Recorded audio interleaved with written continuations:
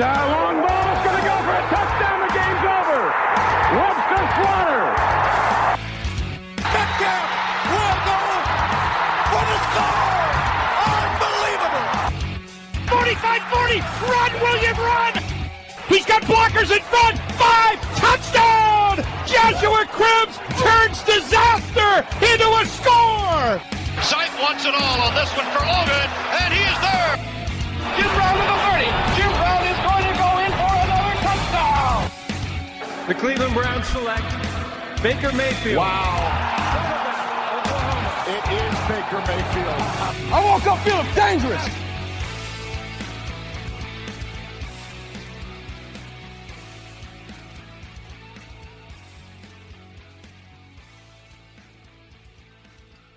Hello, Cleveland. Welcome to another episode of the 1085 Gridiron Podcast. I am your host, Anthony Joki.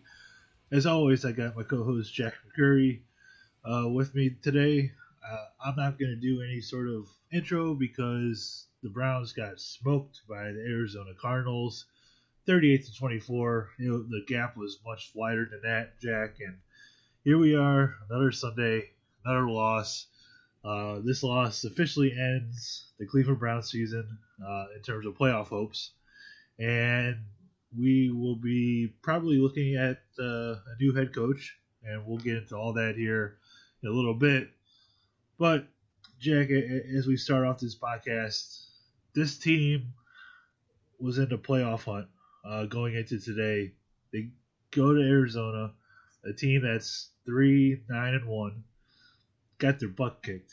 Well, what does that say about where everybody is at this point in time when you still have a chance to make the playoffs and you go into a game that you probably should win and you just get absolutely thrashed? Yeah, it just shows that this organization is not ready to take the next step. And, you know, it's just a bummer. Like, all the expectations coming into this season, and this team could not get up for this game. It's like anytime they play a crappy team, they play down to their level, and then the crappy team plays up to the level the Browns should be at. And it's just pathetic, and it's getting old. And it's like, I don't want to be talking about, you know, firing Freddie Kitchens again, but here we are firing another head coach, not even just firing Freddie Kitchens, but we have to, it seems like every year we got to do this crap over and over again. And it gets old. It gets annoying. You know, you see people on Twitter fighting with each other, and it's like, wait, why are you fighting with people? It's like you're wasting your anger on individuals that you don't even know, when you should be wasting your throwing your anger at the organization because they continue to make the same mistakes. And every time it seems like we take 2 steps forward, we're taking 5 steps back in the process. Yeah, you know, blowing it all up is like a bad habit that this organization can't quit, and it's just something we go back to when we think it's gonna feel good, and we're gonna get it right next time. And you know, it's just this long drawn out process over the last 20 years, and it's been frustrating. Before we get into all the coaching stuff and a few other topics, let's try to discuss this effort that, and I'm hesitant to call it that, this effort that the Browns put out there today. The Browns were pretty much embarrassed on both sides of the ball, and the thing that really got Arizona going early was Kenyan Drake having a career game with 137 yards rushing and 4 touchdowns. Jack, I expected Kyler Murray to be a problem. I expected, Larry Fitzgerald, who's been a fantastic player all these years, to be a problem. Christian Kirk, too. He's been good for them. But I did not expect Kenyan Drake to have 4 touchdowns today.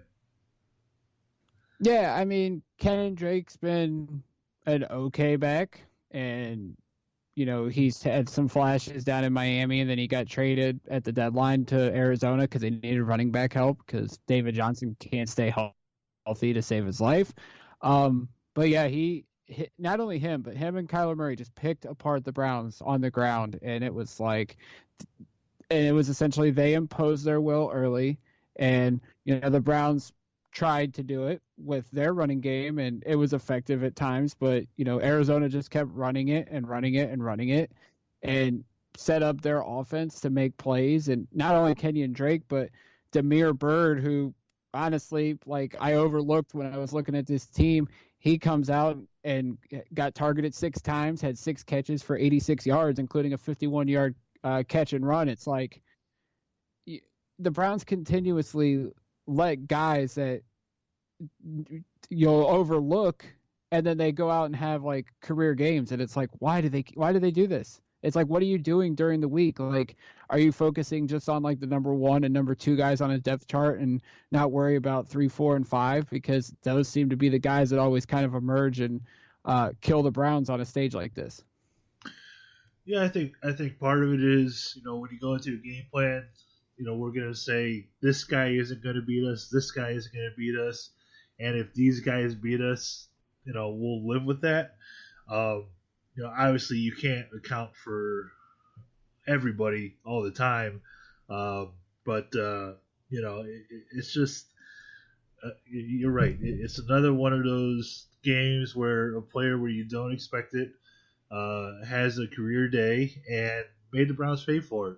On the other side of the ball, on offense, Baker has not performed well this season, and I think we did not expect him to regress the way that he did this year. We had high expectations going into the season for him and what we thought he was going to be able to do. It's been very frustrating. Jake Burns put out a stat earlier that Baker Mayfield went under 200 yards passing just 2 times in 14 games last season. He's on pace to do it 7 times this year and 4 in the last 5 weeks in year 2. By far, we did not expect that in terms of the passing game, especially with the weapons, and I'm going to use air quotes on that because they really haven't been, the weapons that we have on offense. Yeah, I mean, you look at Baker's numbers, and you'll think like he completed almost 75%, had 250, 2 touchdowns and an interception, but it was like up until that final drive, it was a lot of dink and dunk. They didn't really attempt to throw downfield. He's not keeping his eyes downfield. It was apparent the one throw to Landry that went incomplete. Odell's wide open, and it's like it's a completely different Baker. I mean, he talked about before the Pittsburgh game that he wasn't doing some of the right things that he needed to do. After the bye week, it seemed like he was getting back towards the Baker Mayfield we expected. And now the last 2 weeks against Cincinnati and Arizona, who are 2 of the worst defenses in the league, Baker's look like an average to below average NFL quarterback. And I don't know if it's all on him, if it's all on the coaching, whether that's Kitchens or Ryan Lindley or, Drew Stanton's guidance, or if it's just the culture and the losing and the distractions are all getting to him. But, Baker and the organization really need to do some serious work this offseason, because we can all see and we all know that Baker Mayfield has the talent to be a top NFL quarterback. But you got to put the work in. You got to stay disciplined. And at the end of the day, it's coaching. And, if anybody's seen the Belichick and Saban documentary that HBO did, Belichick said, good players can't overcome bad coaching. And as much talent as this Browns team has, you have to think at the end of the day that coaching is what's holding this team back. Despite being 6-8, we all know the expectations coming in. A lot of us, fans, media, whether it was local or national, all predicted the Browns to win 10, 11 games, make the playoffs. Some even predicted the Super Bowl, and it's been a disaster and hasn't lived up to the hype.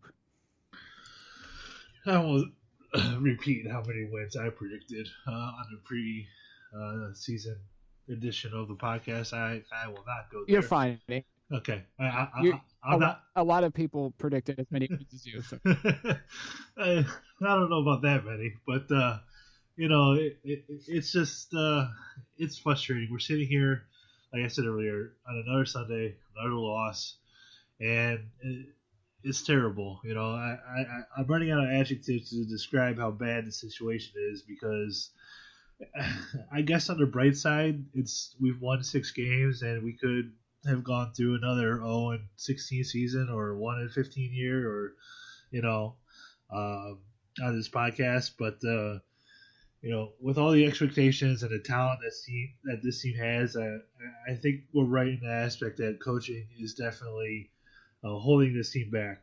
The one positive note we'll take out of today's game is Nick Chubb. I think, Jack, when you look at what he's been able to do this season, the effort he put out there today, and really the effort that he's put out all season, I think it's pretty obvious, at least to me, that he should really be the focal point of the offense moving forward. Oh, there's no doubt. I mean, as we're recording, our buddy Jake Trotter just tweeted out the most rushing yards in a single season. Nick Chubb is now tied for 5th with 1,408 yards. That number is the most rushing yards by a Browns running back since Jim Brown posted 1,544 yards back in 1965. I mean, we are watching an historic season by Brown standards, and anytime you're associated with the greatest of all time, Jim Brown, that's a major accomplishment. And, people could say Nick Chubb doesn't get the ball enough. I think he leads the league in carries, and I still think he does. He's leading the league in rushing yards. I just think it's, the play calling and the flow that Freddie does offensively, it just kind of messes things up. We should run when we pass and vice versa, but it's, to see Nick Chubb still putting up numbers like this, I mean, it's phenomenal. And he was very impressive today. Maybe he should have got the ball a few more times, but to still, carve up the Cardinals defense when he got the ball, it was fun to watch. And when I was going to turn off the game in the first half, he rips off a run that sets us up for a touchdown. So, you can't say anything bad about Nick Chubb because he's the consummate professional both on and off the football field. Can we discuss that 3rd and 2 play in Arizona's territory? And all I'm going to ask is, what the hell was that? I know a lot of people don't like the shovel pass. It's useful in some aspects of the game, but when you're at 3rd and 2, like they were today when they attempted the shovel pass, it was not that time for it. Usually in 3rd and 2, whether you're watching a competent NFL team or take even Madden NFL for instance, I'm usually running it up the gut, doing a toss or doing a quick slant. Freddie Kitchens thought it was smart to do a shovel pass to Jarvis Landry. The Cardinals defended it well, and then Landry tried to lateral it back to Baker, and it failed. It was a poor play call. It was poor execution, and if that play showed up on the not top 10 this week on SportsCenter, I would not be shocked at all. I have never seen the Browns run one of those shovel passes successfully. And this is coming from a team that has taken years to be able to execute a screen pass correctly. I don't get it. It's just baffling to me at that point. They're at an area of the field where I think they would have gone for it if they didn't get the third down conversion. Let's say if they would have ran it on 3rd down and maybe got a yard, I think they would have gone for it at that point. But I don't know. I've run out of adjectives to say how bad the season is. I've run out of adjectives to question play calling.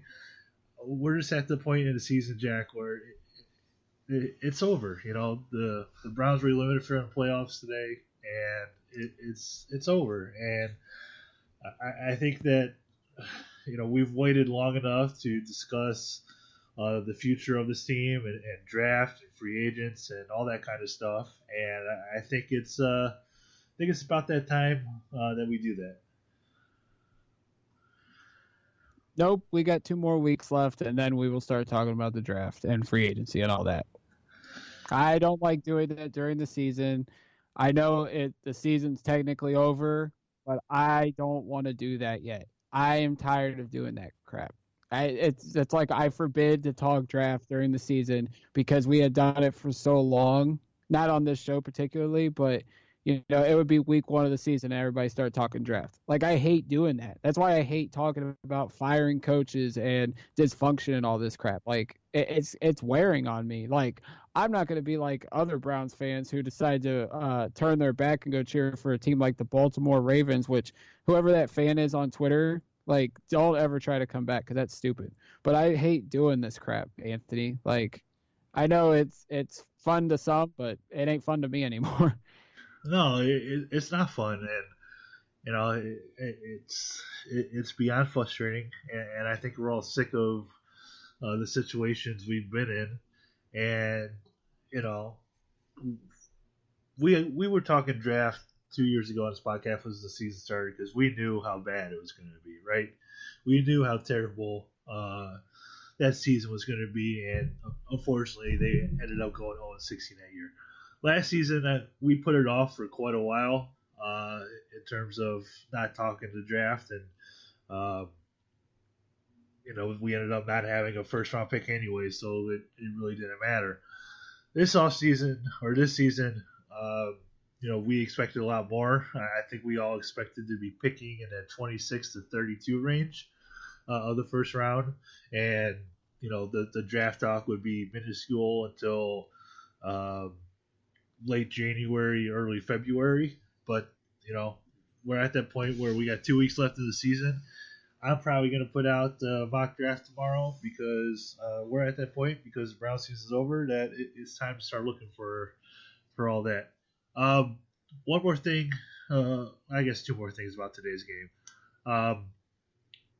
Jarvis Landry had a very interesting confrontation with Freddie Kitchens on the sideline.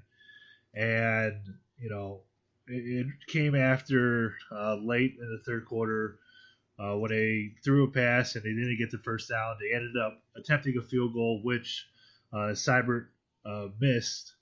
And you could see the two going at it. I saw Freddie came and talked to Jarvis a little bit later when he was sitting on the bench. But I think it just shows, Jack, where the players, the coaches, the fans, we're all at the same point where we're beyond frustrated with the current situation. Yeah, I mean, you could see it on the sidelines today, like towards the end of the game. Like, it was just deflating. Like, their expression was my expression. Like, I just sat on the couch like, damn, we really just got our tails kicked by Arizona.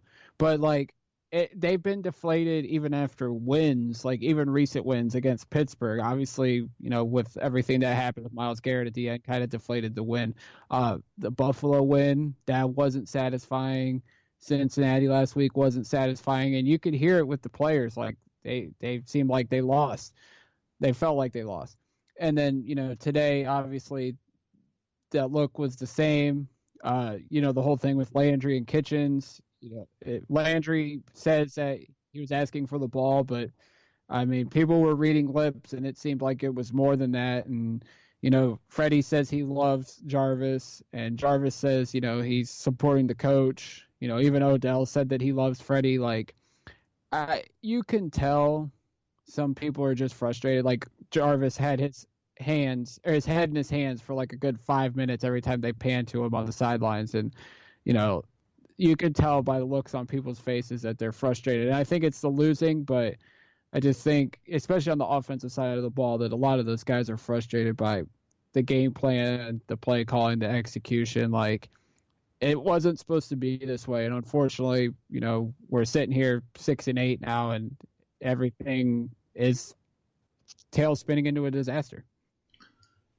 Do you feel with how the offense looked and how the defense looked. Do you feel that the team quit today? You never want to say that a team quit, but it sure looked like they quit. And that's unfortunate because usually when they quit, that the locker room's going to be split because I'm sure a lot of people like Freddie. But, yeah, once they quit, that the end is near. And that's unfortunate because it seems like once again we're heading in that direction with the Browns. Speaking of the end being near, I kind of like that because I'll use it for this.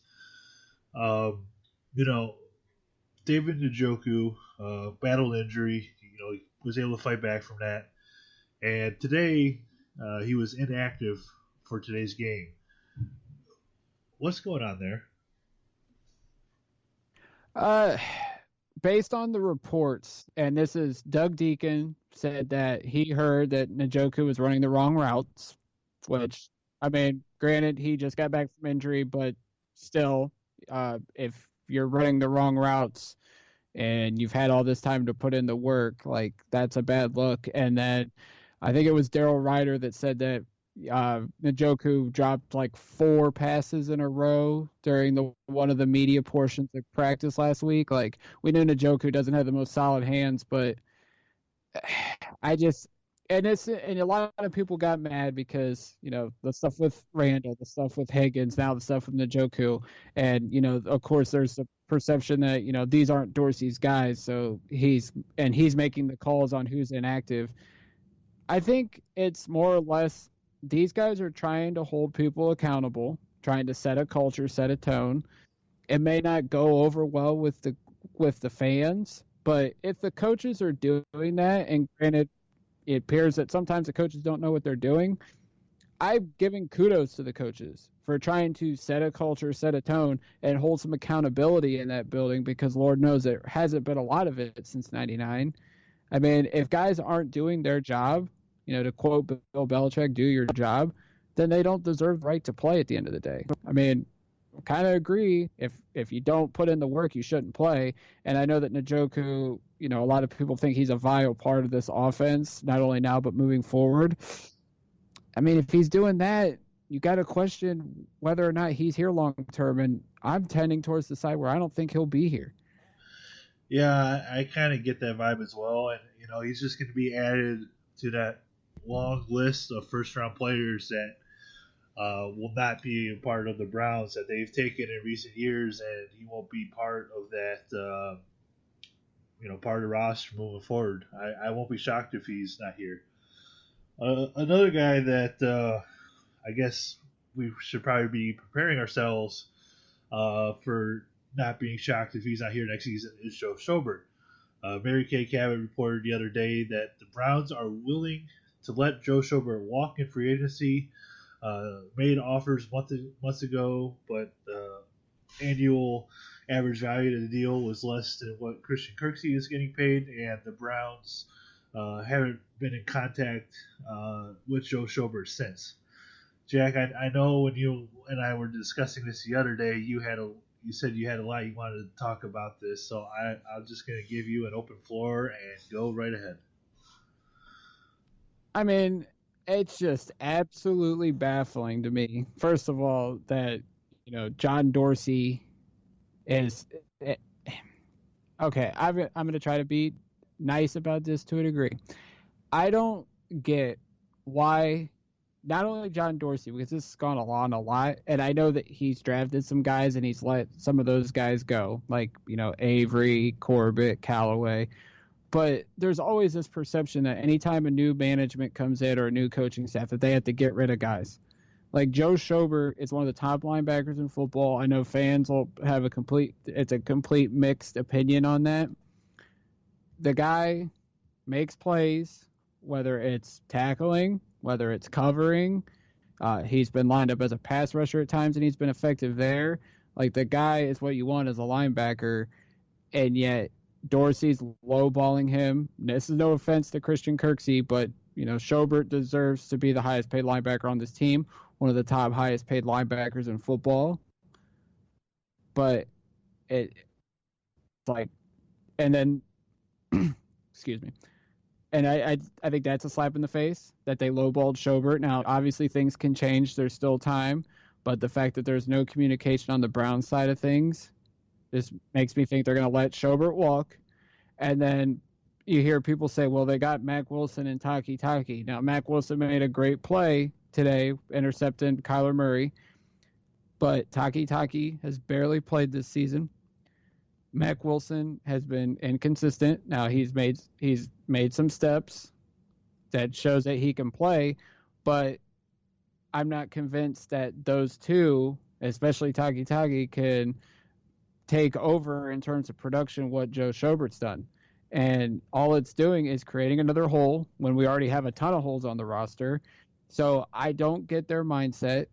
And honestly, if I'm Joe Schobert at this point, if there's no extension, I'm just going to go ahead and start seeking offers elsewhere and have my agent start doing the groundwork to get out of Cleveland and go somewhere where he's respected and they're going to pay him like the top linebacker in the league that he is.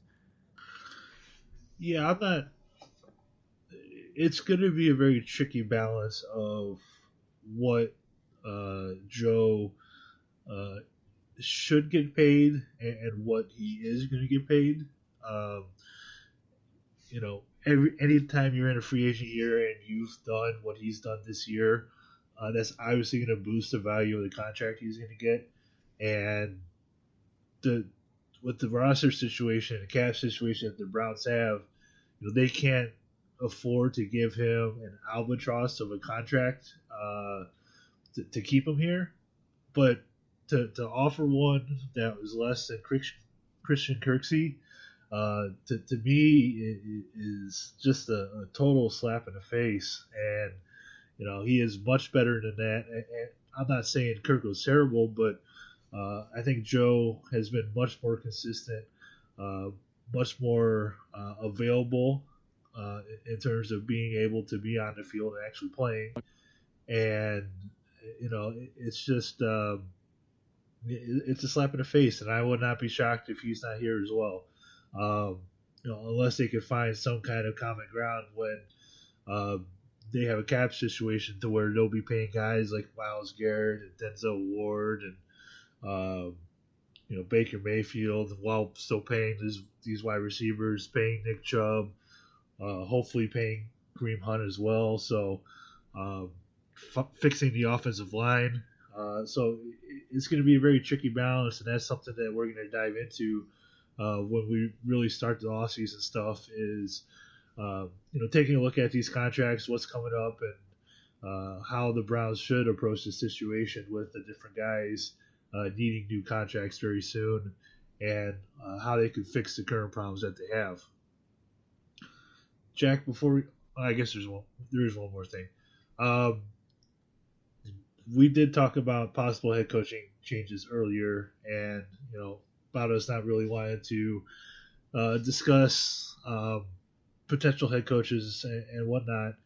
And there was a report that came out from Ian Rappaport earlier saying that management continues to stand with Freddie Kitchens. However, barring a major breakdown, he's expected to be back next year. Well, Jack, I think today was the major breakdown, so I guess we could take that report with a grain of salt based on what happened today. Yeah, I mean, it pretty much backed up what Benjamin Albright and Tony Pauline had reported earlier in the week, which we talked about on the pregame show. Yeah, I mean, obviously, this could start the collapse that Rappaport referred to that said that, barring a collapse, Kitchen will be back. Well, if it continues to be like it was today and you see the players starting to quit more, I mean, it's going to be hard. It's already hard seeing them bring him back. And like I said, I don't want to have to go through a coaching search again. I don't think anybody wants to, but continuity for the sake of continuity, it doesn't work. We already seen that with Hugh Jackson. Like, make your mistake, wipe the slate clean, and then go out and try to find the right guy. I mean, we were saying this a year ago. Like, I don't care who they get and how long it takes. Find the right coach. Quit trying to act like you're the smartest people in the freaking world. Admit your mistakes and just be a competent NFL organization. Like, I don't see. I mean, I know it's hard, obviously, with the Haslam's track record and what goes on in that organization, but just fix it, admit your mistakes, and move on. Yeah, it's. I think frustrating is the word of the day with this situation we're in, and we hope that they can fix it. Hopefully, they can pick the right coach if they do decide to go that route. You're right about the continuity being continuity and how it doesn't always work. We've experienced that firsthand, so we'll see how it goes. It could be tomorrow, it could be next week, it could be after the season. Who knows? With this ownership, it's all on the table. We'll say that. And one thing's for certain is we'll be here to cover it all. Is there anything else you want to discuss before we end this podcast? Nope, just want to plug that I relaunched the North Coast Sportscast. Did an episode today breaking down the Corey Kluber trade. So if you guys follow me on Twitter at JMcCurryCLE or go like North Coast Sports on Facebook and give the podcast a listen. Yeah, that's also contributed to the terrible day today, at least for me. So, but do check out that podcast. Jack always does a great job.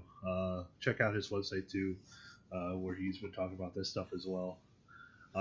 As always, you can follow Jack on Twitter at JMcCurryCLE. You can follow me on Twitter at Anthony Jokey. Be sure to follow our website at The Dogland or thedogland.com. You can find our podcasts on every platform, including Apple Podcasts, Google Play, iHeartRadio, and Spotify. With all that, we're going to get on out of here. I know it's tough to say this, but go Browns.